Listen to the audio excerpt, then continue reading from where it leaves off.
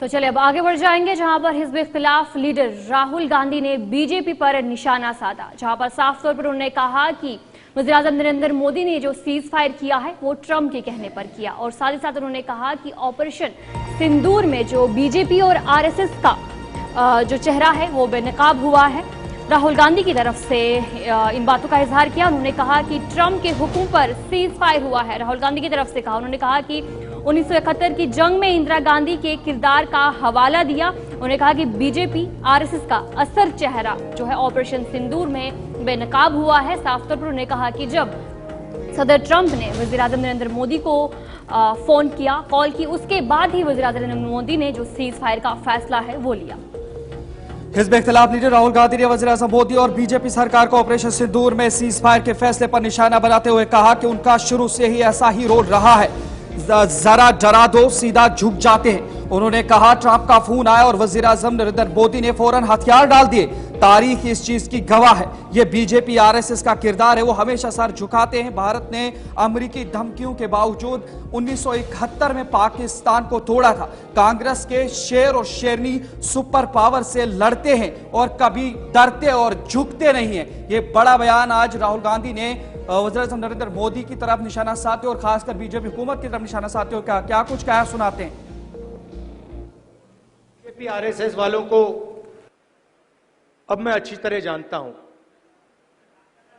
इन पर थोड़ा सा दबाव डालो, थोड़ा सा धक्का मारो, डर के भाग जाते हैं ये लोग। जैसे उधर से ट्रंप ने एक इशारा किया,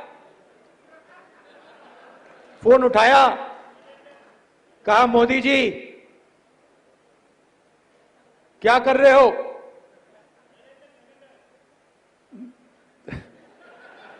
नरेंद्र सरेंडर,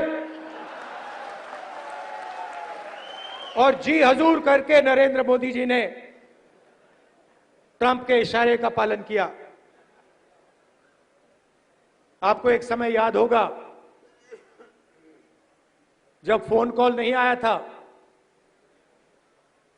7th फ्लीट आई थी, 71 की लड़ाई में 7th फ्लीट आई थी, हथियार आए थे, एयरक्राफ्ट कैरियर आया था। इंदिरा गांधी जी ने कहा मुझे कुछ जो करना है मैं करूंगी।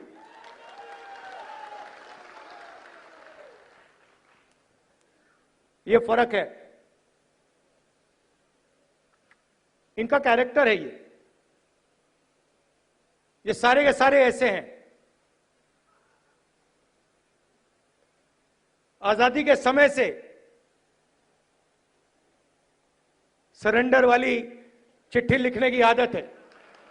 1 सेकंड में थोड़ा सा दबाव पड़े, भैया ये लो। हाँ, तो ये इनका कैरेक्टर है।